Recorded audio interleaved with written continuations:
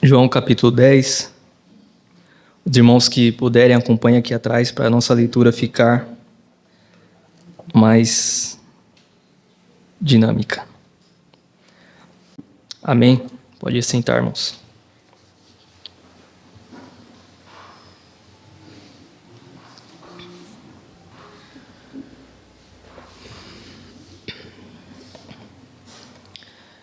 Irmãos, Jesus ele conta essa parábola do capítulo 10, a parábola do bom pastor. Mas para entendermos essa parábola, precisamos voltar um pouquinho o cenário lá no capítulo 9 de João. No capítulo 9 de João, Jesus ele vai curar um cego de nascença, no capítulo 9. E Jesus cura este cego de nascença no sábado. E neste capítulo os fariseus vão começar a interrogar aquele homem cego por Jesus ter curado eles no sábado. Então os fariseus vão interrogar aquele homem e vai interrogar os pais daquele homem. Os pais dele até chegam a dizer, pergunte para ele, né? Ele já é de maior, ele já tem idade para responder por si. E eles falam isso porque eles estavam com medo de ser expulsos da sinagoga, porque os fariseus falaram que qualquer um que confessasse que Jesus era o Messias, que qualquer um que confessasse que Jesus era o Cristo, deveria ser expulso da sinagoga. Por isso que os pais daquele homem cego, estavam com medo. Até então, irmãos, não se havia ouvido falar que um cego de nascença tinha voltado a enxergar. Esse é o primeiro relato de que um cego de nascença voltou a enxergar. Jesus fez aquele homem voltar a ver. E nós vemos aqui a hipocrisia dos religiosos fariseus. Eles, ao invés deles ficarem, irmãos, maravilhados de ver aquele homem cego ter voltado a enxergar, ter voltado a ver, eles estão irritados porque Jesus curou um homem no sábado. Eles estão bravos porque Jesus curou aquele homem no dia de sábado. Nós sabemos que o sábado, Deus ele deu como mandamento que deveríamos guardar o sábado. Já nos foi ensinado aqui a respeito do sábado.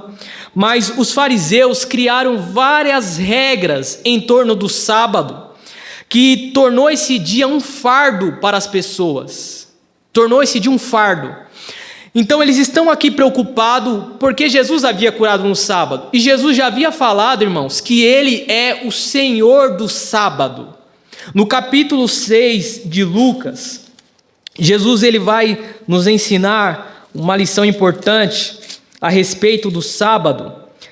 No capítulo 6 de Lucas diz assim: certo sábado, enquanto Jesus passava pelas lavouras de cereal, seus discípulos começaram a colher e a debulhar espigas com as mãos, comendo os grãos. Quando alguns fariseus perguntaram: por que vocês estão fazendo o que não é permitido no sábado?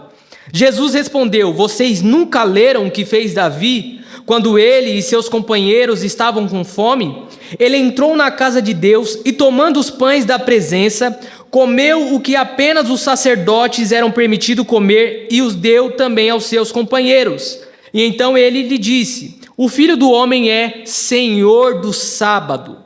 No outro sábado, ele entrou na sinagoga e começou a ensinar. Estava ali um homem cuja mão direita era atrofiada. Os fariseus e os mestres da lei estavam procurando motivo para acusar Jesus. Por isso observavam atentamente para ver se ele iria curá-lo no sábado. Mas Jesus sabia o que eles estavam pensando e disse ao homem da mão atrofiada: levante-se e venha para o meio. E ele se levantou e foi. Jesus lhe disse: eu pergunto, o que é permitido fazer no sábado? O bem ou o mal? Salvar a vida ou destruí-la? Então olhou para todos os que estavam à sua volta e disse ao homem: estenda a mão. Ele a estendeu e ela foi restaurada. Mas eles ficaram furiosos, começaram a discutir entre si o que poderiam fazer para fazer contra Jesus. Então os fariseus, você vê que eles não querem saber do bem das pessoas. Jesus está fazendo o bem no sábado, Jesus está dando visão para as pessoas. Jesus está curando as pessoas, mas os fariseus estão preocupados, dizendo por que Jesus ele está quebrando o sábado, o dia de sábado. Jesus aqui ele se mostra, ele diz: o Filho do Homem é Senhor do sábado. Mas o capítulo 9, irmãos, ele vai terminar com os fariseus perguntando para Jesus se eles também eram cegos. Eles dizem: por acaso nós também somos cegos?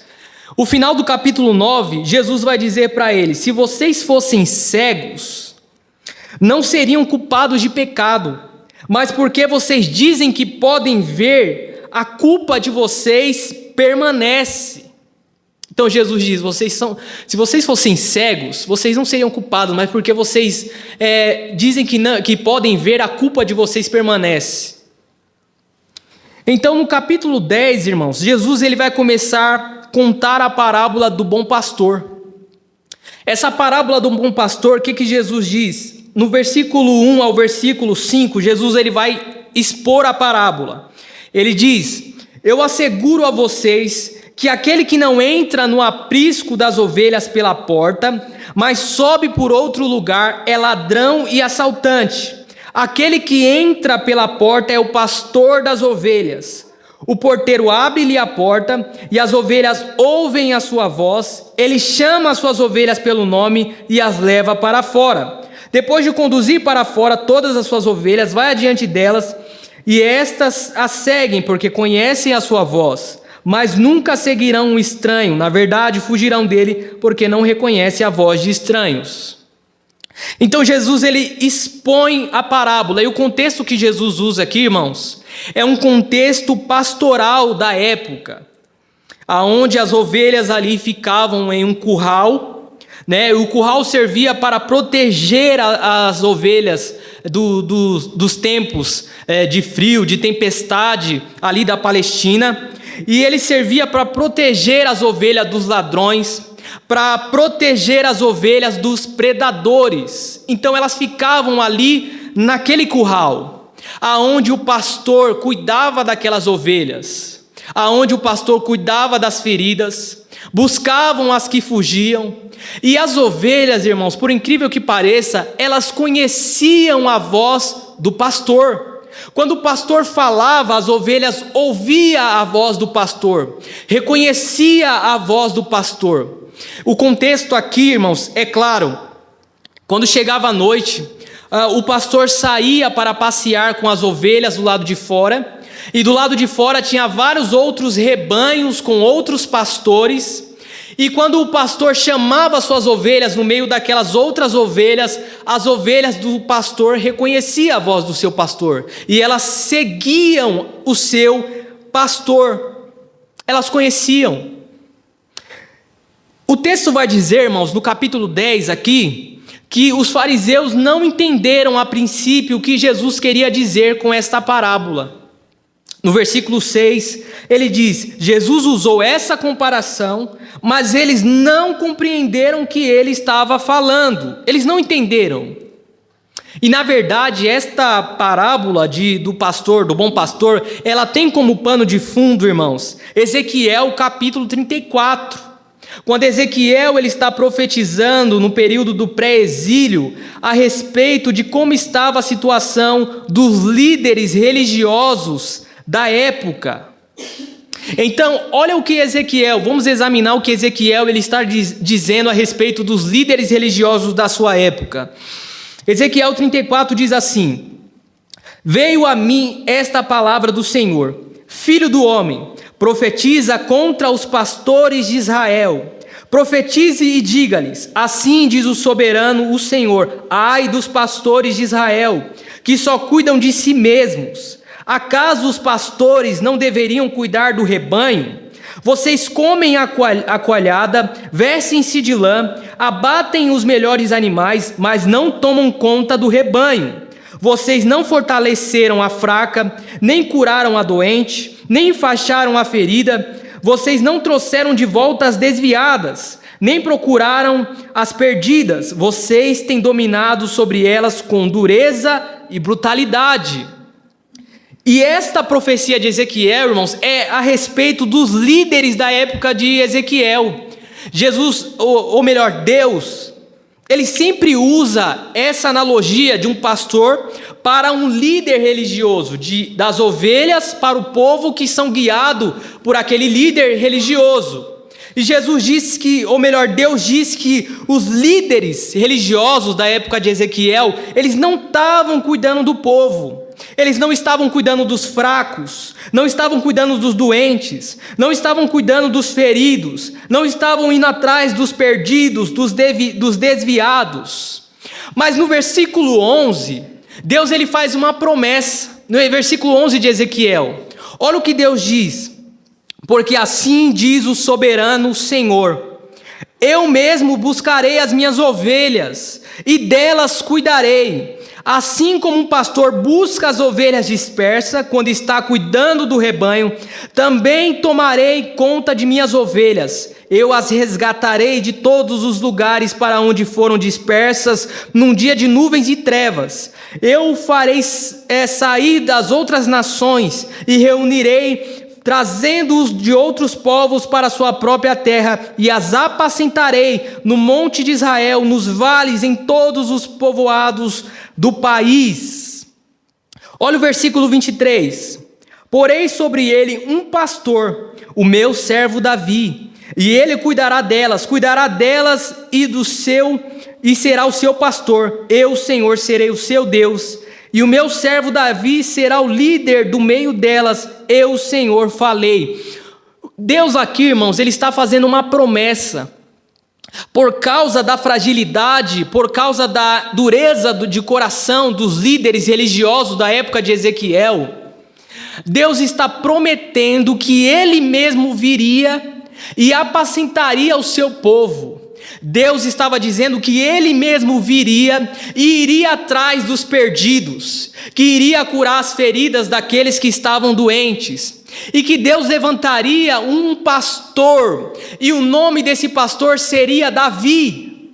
Davi agora que seria o pastor do povo, ele que cuidaria do povo, e Deus seria o seu Deus, e o meu servo Davi seria o líder entre nós. Nós sabemos que a figura de Davi, irmãos, é uma figura messiânica, porque Davi, ele é o antitipo de Cristo, ele é o representante de Cristo no Antigo Testamento. Então, a maioria das vezes que a Bíblia quer se referir a Cristo, ele vai se usar a figura de Davi. Davi, o meu servo, apacentará o meu rebanho.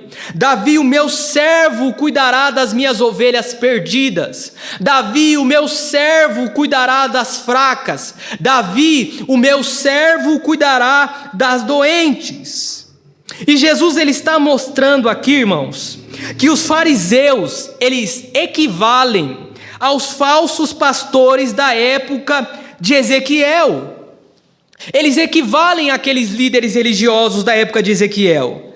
No começo, no versículo 6, quando nós lemos, eles não estavam entendendo o que Jesus queria dizer com aquela parábola. Mas a partir daí, irmãos, quando Jesus começa a explicar, no versículo 7, Jesus vai começar a explicar a parábola do bom pastor. E a partir daí eles entendem o que Jesus quer dizer. Tanto é fato que eles começam a ficar irritados com aquilo que Jesus está falando. O versículo 20 vai dizer que eles falaram que Jesus estava endemoniado, por isso que Jesus havia enlouquecido. Eles pegaram em pedras para atacarem Jesus. Eles acusaram Jesus de blasfêmia no versículo 33. Versículo 39, eles tentaram prender Jesus, porque eles ficaram muito irritados com aquela simples parábola de um bom pastor. Porque eles passaram a entender, porque eles examinavam as Escrituras, como estudiosos das Escrituras, provavelmente, irmãos, eles lembraram da profecia de Ezequiel 34, e eles entenderam que os ladrões, que os assaltantes que não entram pela porta, eram eles. Eles eram os ladrões, porque Jesus conta a parábola e diz que o pastor, ele entra pela porta, Mas todos os outros que não entram pela porta, estes são ladrões e são assaltantes. Jesus estava se referindo aos líderes religiosos, aos fariseus. E olha o versículo de número 7, quando Jesus começa a explicar a parábola. Olha o que Jesus diz. Então Jesus afirmou de novo: digo a verdade, eu sou a porta das ovelhas. Jesus não é só o pastor. Jesus, ele é a porta, irmãos. Ele é a porta do curral. Ele é a porta da onde as ovelhas estão, do aprisco. Jesus, ele é a porta, ele diz: quem não entra pela porta é ladrão e assaltante. Ele é a porta. Então esses ladrões e assaltantes, eles não entraram pela porta, Cristo. Então Jesus, ele vai fazer um claro apontamento sobre os líderes religiosos, que eles não têm parte com ele, e eles se infiltraram como líderes das suas ovelhas, eles se infiltraram no meio do seu povo, como líder das suas ovelhas, mas eles não são pastor, eles são assaltantes e ladrões, porque eles não entraram pela porta, porque eles não têm parte com Cristo. No capítulo 5 de João, no versículo 39 e 40, Jesus disse para os fariseus: vocês estudam tanto as Escrituras, mas vocês não querem vir a mim para ter vida, porque as Escrituras testificam de mim. Vocês não querem se achegar a mim, vocês não querem vir até mim. E as Escrituras que vocês tanto estudam, que vocês tanto examinam, elas falam a respeito de mim. É isso que Jesus está falando para os fariseus. Mas aí Jesus, ele continua e ele diz: eu sou a porta das ovelhas, todos os que vieram antes de mim eram ladrões e assaltantes, mas as ovelhas não os ouviram. As ovelhas, irmãos, os crentes verdadeiros, o verdadeiro Israel, eles não dão ouvidos para a voz dos ladrões e dos assaltantes. Eles não dão ouvidos à voz dos falsos líderes religiosos. Eles não dão ouvidos à voz dos falsos pastores e dos falsos mestres. Por quê? Porque eles conhecem a voz do verdadeiro pastor. Porque eles conhecem a voz do bom pastor.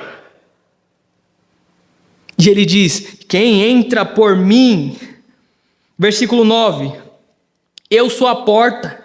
Quem entra por mim será salvo, entrará e encontrará pastagem. Ele diz: quem entra por mim, lembra que ele tinha dito lá no capítulo 14 de João: eu sou o caminho, a verdade e a vida. Ele é o caminho para o Pai. Ele diz: quem entra por mim encontrará pastagem.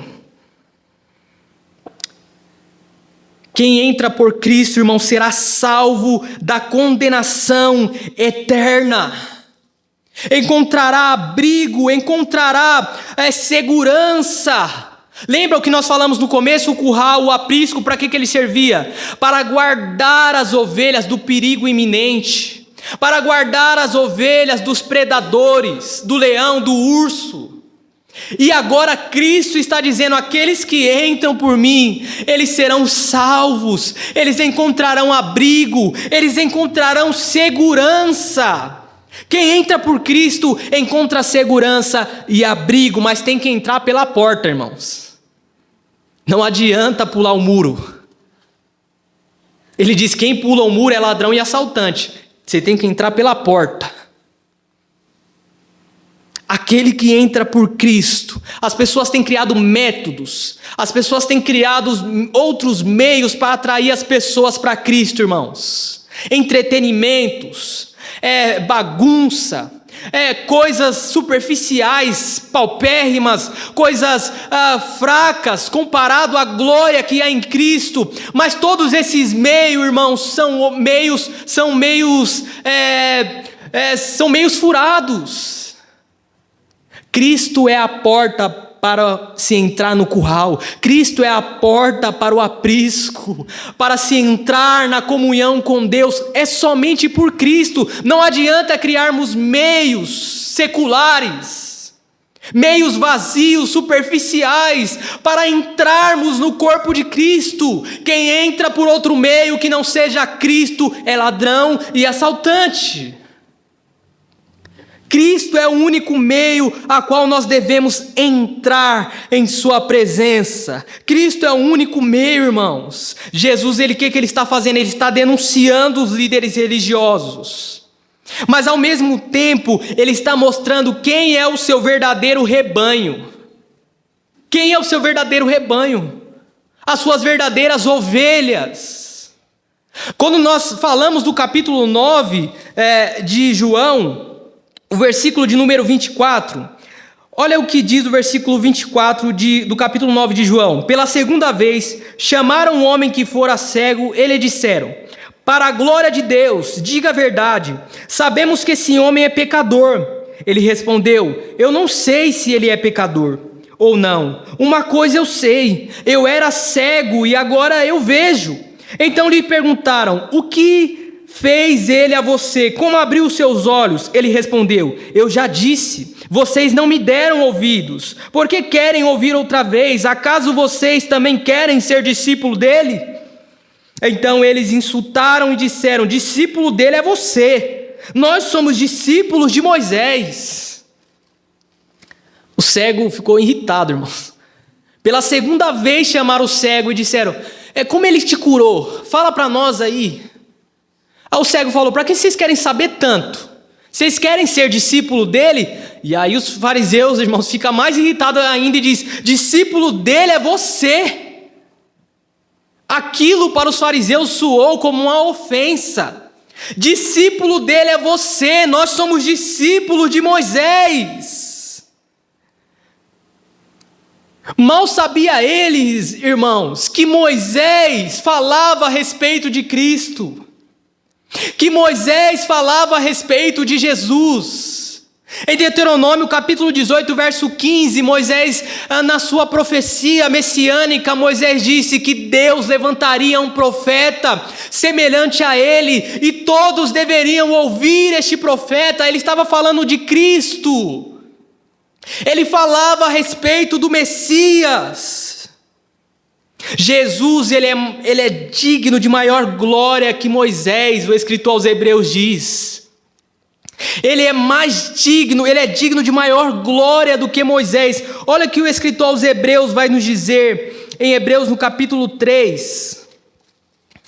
Hebreus capítulo 3 diz assim: portanto, santos irmãos, participantes do chamado celestial, fiquem os seus olhos, os seus pensamentos em Jesus, apóstolo e sumo sacerdote que confessamos. Ele foi fiel àquele que havia constituído, assim como Moisés foi fiel em toda a casa de Deus.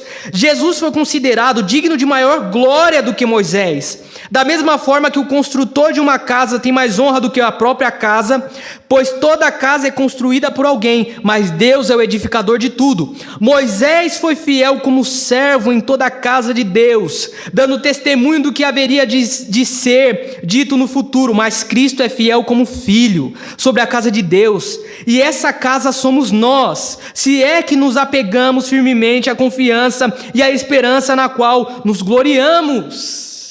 Cristo, ele é digno de maior glória do que Moisés. Moisés foi fiel em toda a casa de Deus, mas como servo. Jesus foi fiel como filho de Deus. Ele foi digno de maior glória, irmãos, que Moisés. Mas os fariseus, eles estão dizendo: nós somos discípulos de Moisés. Discípulo de Jesus é você, nós somos discípulos de Moisés. Enquanto Moisés, irmãos, ele falava a respeito de Cristo. O escritor aos Hebreus, ele também vai dizer no capítulo 11, no verso 16, que por amor a Cristo, Moisés considerou sua desonra uma riqueza maior do que todos os tesouros do Egito, porque contemplava a sua recompensa. Moisés considerou a sua desonra, Ele se fez pobre como Cristo, irmãos, porque ele estava no palácio de Faraó, cheio de riqueza, cheio de honra. Ele sai daquela riqueza, ele sai daquela riqueza, ele se faz fraco, ele vai até o seu povo que estava sendo escravizado, e ele diz que ele considerou essa desonra uma riqueza maior do que qualquer tesouro do Egito, porque ele contemplava a sua recompensa. E tudo isso Moisés fez por amor a Cristo. Moisés, irmãos, ele, assim como Moisés, Abraão, todos os patriarcas, eles almejavam ver o dia de Cristo. O escritor aos Hebreus, no capítulo 11, ele diz que todos morreram, os homens do passado, os heróis da fé, todos eles morreram sem alcançar a promessa. Eles avistaram a promessa de longe, mas eles não alcançaram. Que promessa? A promessa do descendente da mulher, a promessa do Filho de Deus, que viria para salvar as pessoas, que viria para redimir as pessoas dos seus pecados. Era Cristo, e agora o Cristo estava diante deles, a porta do aprisco estava diante deles, e eles o rejeitaram. E eles não quiseram entrar pela porta. Eles não quiseram entrar pela porta. Por quê? Porque nem todos que vieram de Abraão são os filhos de Abraão. Nem todo Israel é israelita. Como Paulo diz em Romanos capítulo 9. Olha o que Paulo vai dizer em Romanos capítulo 9. Romanos capítulo 9, verso 7. Nem por serem descendentes de Abraão passaram todos a ser filhos de Abraão. Ao contrário, por meio de Isaque, a sua descendência será considerada.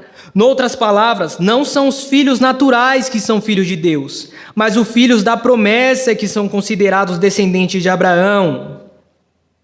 O versículo 25 diz, como ele disse a Oséias: chamarei meu povo a quem não é meu povo, e chamarei minha amada a quem não é minha amada. E acontecerá que no mesmo lugar em que lhe declarou, vocês não são meu povo, eles serão chamados filhos do Deus vivo. O versículo de número 30 diz: que diremos então? Os gentios que não buscavam a justiça, obtiveram uma justiça que vem da fé? Mas Israel, que buscava uma lei que trouxesse justiça, não alcançou. Por que não? Porque não buscava pela fé, mas como se fosse por obras. Eles tropeçaram na pedra de tropeço, como está escrito: eis que ponho em Sião uma pedra de tropeço e uma rocha que faz cair, e aquela que nela confia jamais será envergonhado. Ou seja, eles rejeitaram, irmãos, a porta. Eles rejeitaram o Filho de Deus. E o que que Deus está fazendo? Ele diz: eu vou chamar meu povo aquele que não é meu povo. Eu chamarei amado aqueles que não é amado. Ele fala que os gentios alcançaram a justiça através da fé, os gentios que não buscavam.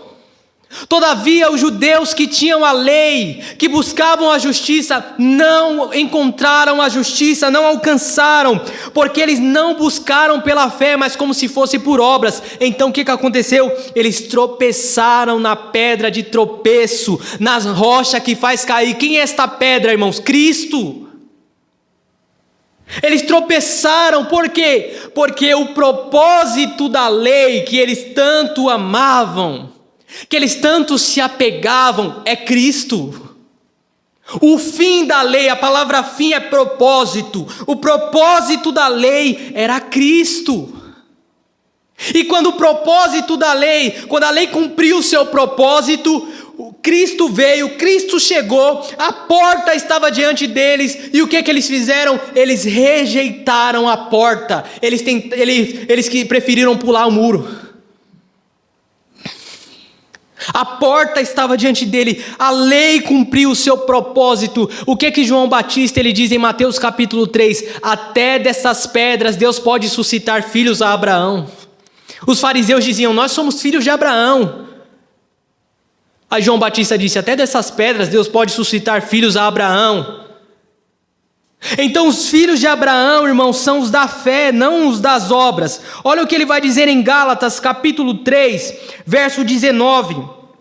A partir do verso 19, abre a sua Bíblia comigo.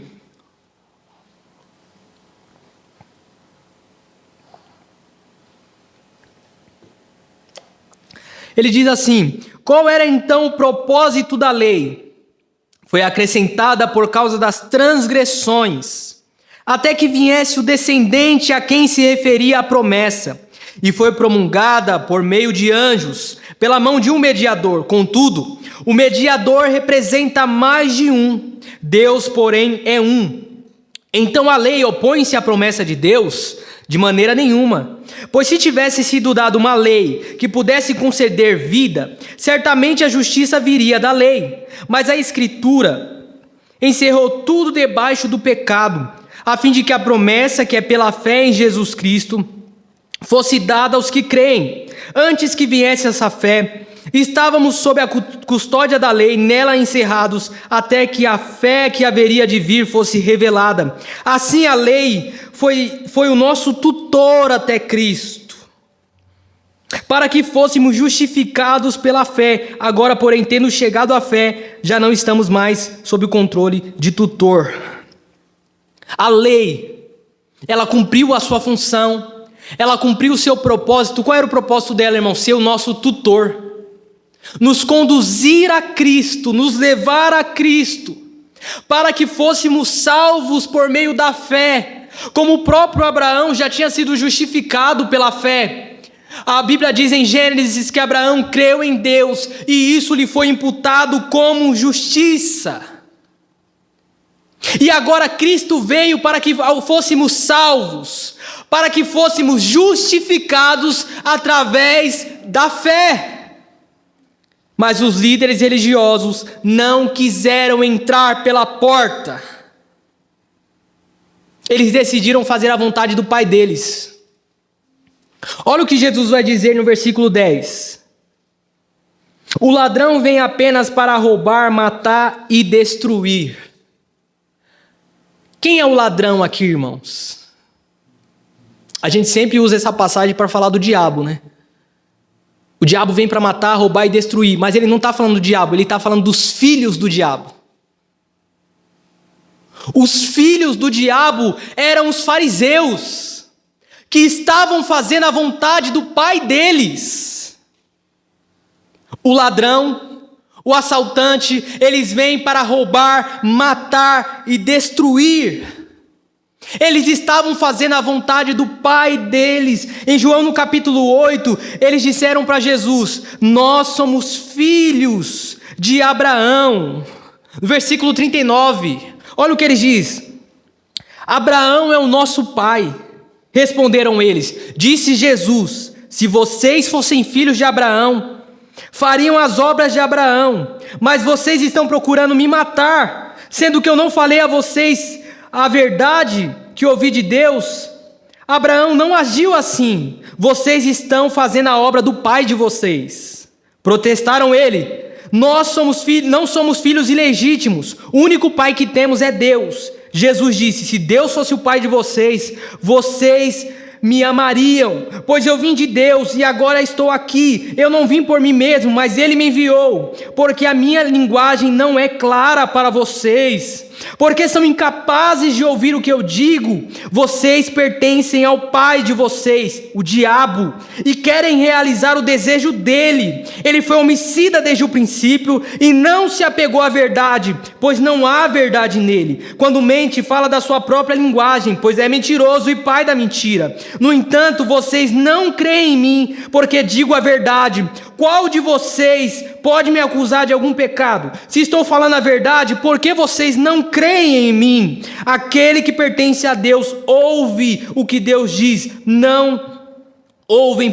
Vocês não ouvem porque não pertencem a Deus. Jesus disse: vocês estão fazendo a obra do pai de vocês, o diabo. Vocês estão fazendo a vontade do pai de vocês. Por que que a minha voz não é clara para vocês? Por que que vocês não conseguem ouvir a minha voz? Por que que vocês não entendem aquilo que eu falo? Em outras palavras, porque vocês não são minhas ovelhas. Porque as minhas ovelhas, Jesus disse, ouvem a minha voz. Porque as minhas ovelhas conhecem a voz do seu pastor.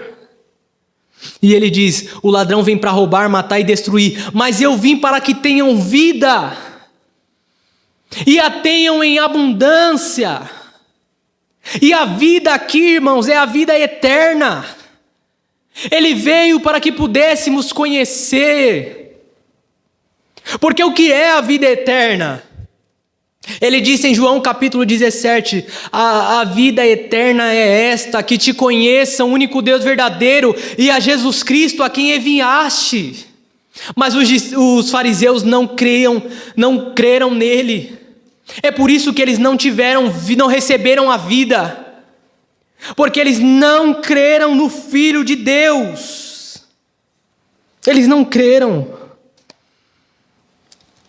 E ele diz no versículo 11: eu sou o bom pastor. O bom pastor dá a vida pelas ovelhas. Ele dá a vida, irmãos, pelas suas ovelhas. Ele é o pastor e ele dá a vida pelas suas ovelhas. E não pense que alguém toma a sua vida. Não pense que alguém tira a sua vida. Ele mesmo a dá a sua vida voluntariamente. Olha o versículo de número 17 e 18. Por isso é que o Pai me ama, porque eu dou a minha vida para retomá-la. Ninguém tira de mim, mas eu dou por minha espontânea vontade. Tenho autoridade para dá-la e para tomá-la. E esta ordem recebi de meu Pai. Ele dá a sua vida voluntariamente. Ninguém tirou a vida dele, irmãos. Ele ofereceu a sua vida por mim e por você, como um bom pastor. Voluntariamente ele ofereceu a sua vida por nós. Quando Jesus estava lá no Getsêmani, que os soldados chegaram para prendê-lo, o texto vai dizer de Mateus que Pedro sacou da espada, cortou a orelha do soldado. Jesus disse: que é isso, Pedro? Você não sabe, Pedro?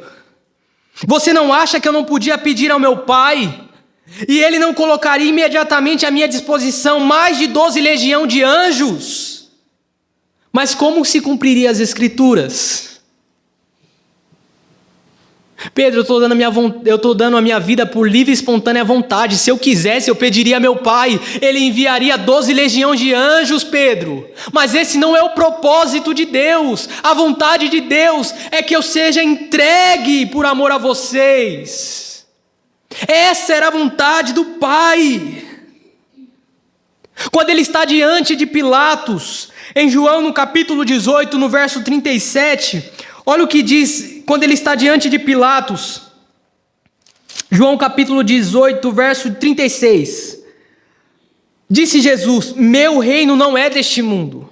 Se fosse, meus servos lutariam para impedir que os judeus me prendessem, mas agora o meu reino não é daqui.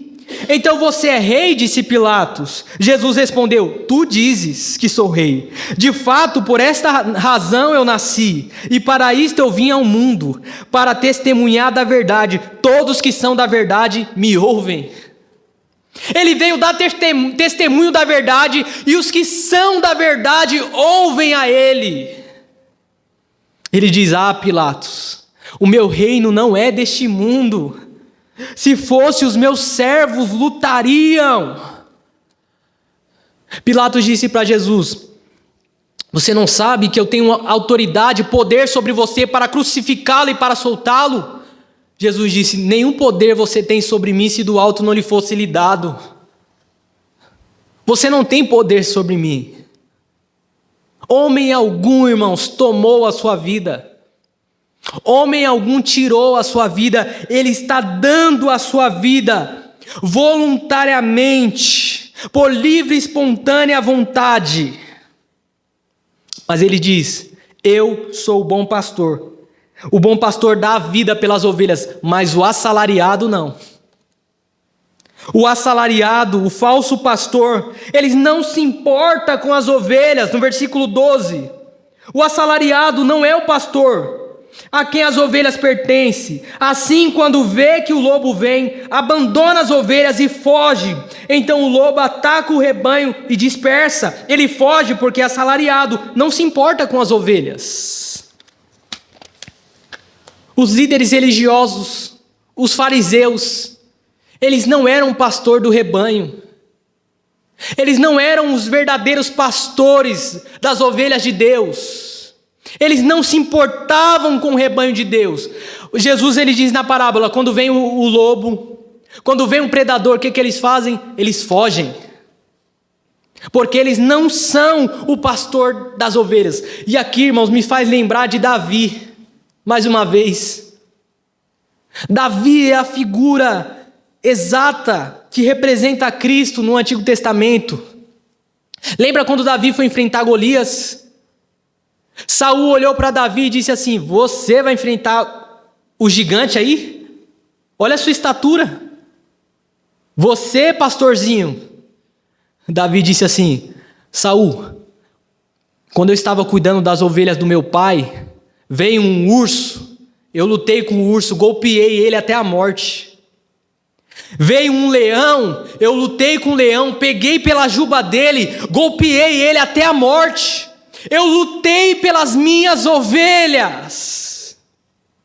Eu dei minha vida pelas ovelhas. É a mesma coisa que Cristo faz por nós, irmãos.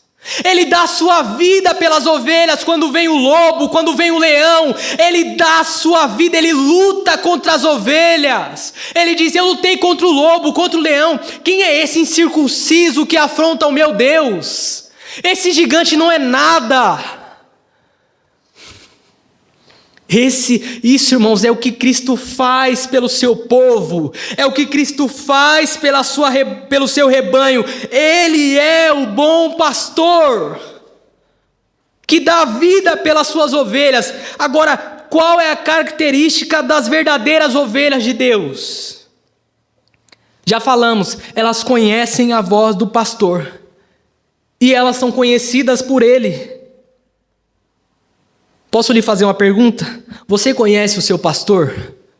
Não estou falando do pastor Oséias. Estou falando de Cristo. Você conhece seu pastor? Quando alguém pergunta para você assim: o que é Cristo para você? O que você diz? Cristo é tudo para mim. Cristo é tudo. Mas tudo o quê? Isso não é conhecer Ele. Quando Jesus disse para Pedro: Pedro, o que diz os homens a meu respeito? Aí os discípulos disseram: um diz que você é Elias, outros dizem que você é João Batista, outros dizem que você é Jeremias. Jesus disse: tá bom, mas e vocês? O que vocês dizem a meu respeito? Aí parou aquele silêncio. Aí Pedro se levanta e diz: tu és o Cristo, o Filho do Deus vivo. Tu és o Messias de Deus que estava prometido nas Escrituras.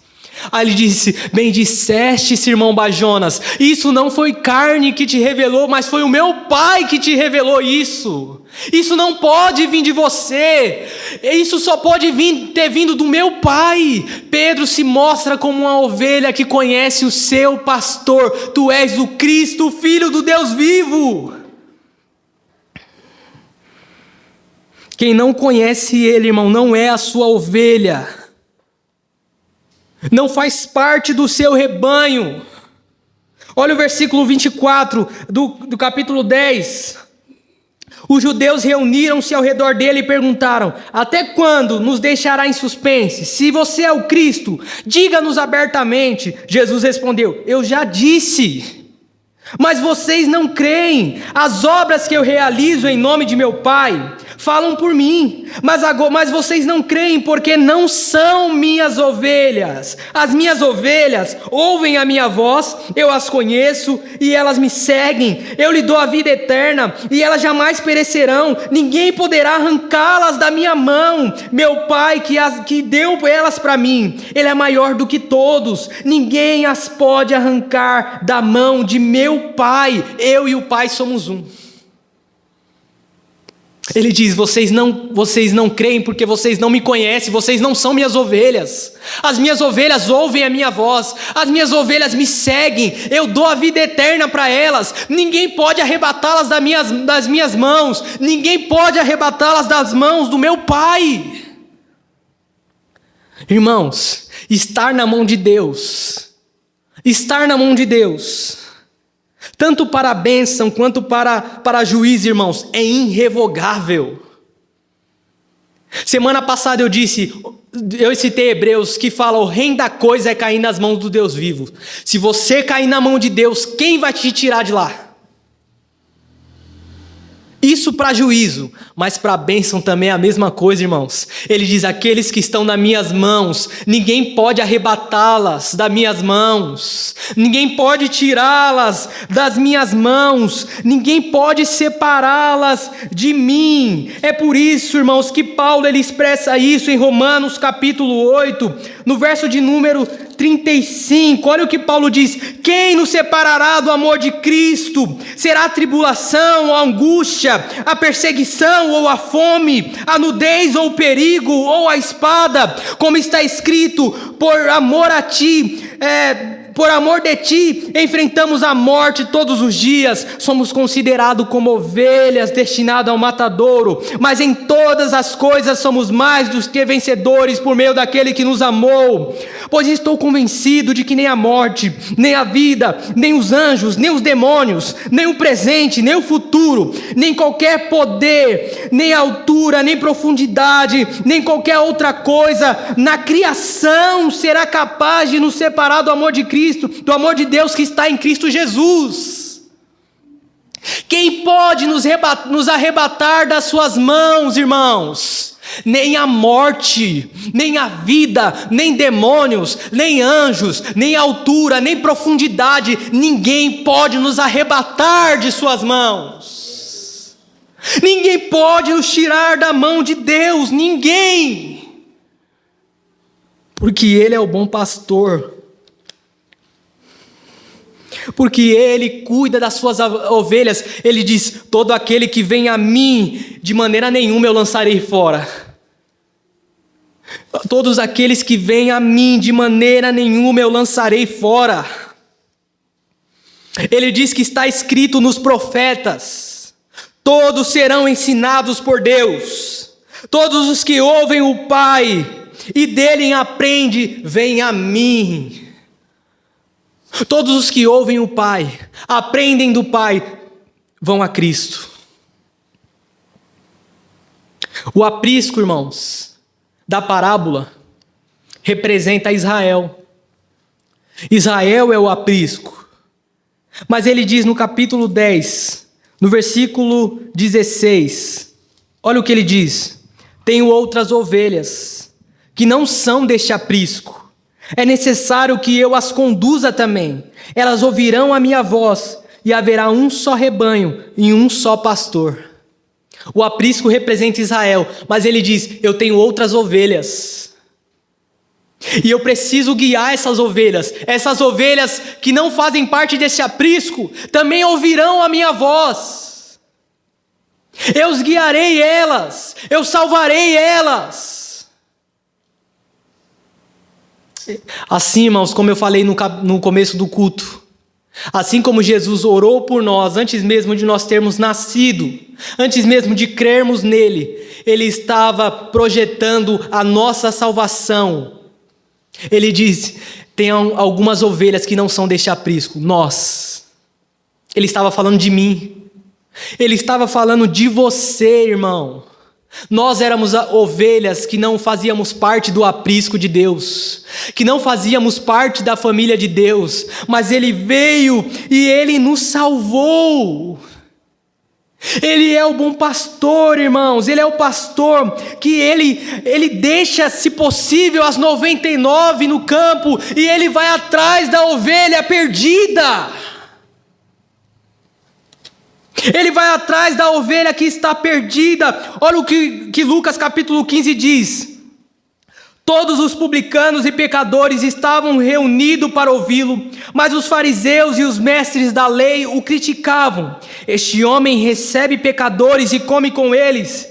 Então Jesus lhe contou esta parábola: qual de vocês, possuindo 100 ovelhas e perdendo uma, não deixa as 99 no campo e vai atrás da ovelha perdida até encontrá-la, e quando a encontra, coloca alegremente nos ombros e vai para casa? Ao chegar, reúne os seus amigos e vizinhos e diz: alegrem-se comigo, pois eu encontrei a minha ovelha perdida. Eu digo, da mesma forma haverá mais alegria no céu por um pecador que se arrepende do que por 99 justos que não precisam arrepender-se. Ele é o bom pastor. Ele deixa as 99 no campo. Ele vai atrás da ovelha perdida, irmãos. Ele coloca ela nos ombros. Ele traz ela para casa. Ele chama os seus amigos. Ele chama os vizinhos. Ele diz que há festa, alegria no céu por um pecador que se arrepende. E nós vemos aqui a figura dos fariseus de novo. O texto, como o texto inicia, Jesus estava conversando com os publicanos e com os pecadores. O que os fariseus estavam fazendo? Estavam criticando Jesus porque ele conversava com os pecadores. Jesus conta a parábola da ovelha. Ele é o bom pastor. Ele vai atrás da ovelha. Os fariseus são assaltantes e ladrões. Ele é esse tipo de pastor, irmãos. E agora, nós que ouvimos a sua voz, que conhecemos ele, que conhecemos o bom pastor, agora nós podemos fazer a mesma oração que o salmista fez. O Senhor é o meu pastor, e nada me faltará. Em verdes pastos me faz repousar, e me conduz às águas tranquilas. Restaura-me o vigor, guia-me nas veredas da justiça por amor do seu nome. Mesmo quando eu andar por um vale de trevas e mortes, não temerei perigo algum, pois tu estás comigo, a tua vara e o teu cajado me protegem. Podemos agora fazer essa oração, irmãos, porque nós ouvimos a voz do pastor, do bom pastor, porque nós seguimos o bom pastor, porque o bom pastor, ele deu a sua vida por mim e por você. Exultem-se, irmãos, alegrem-se com essa notícia. Deus abençoe a todos.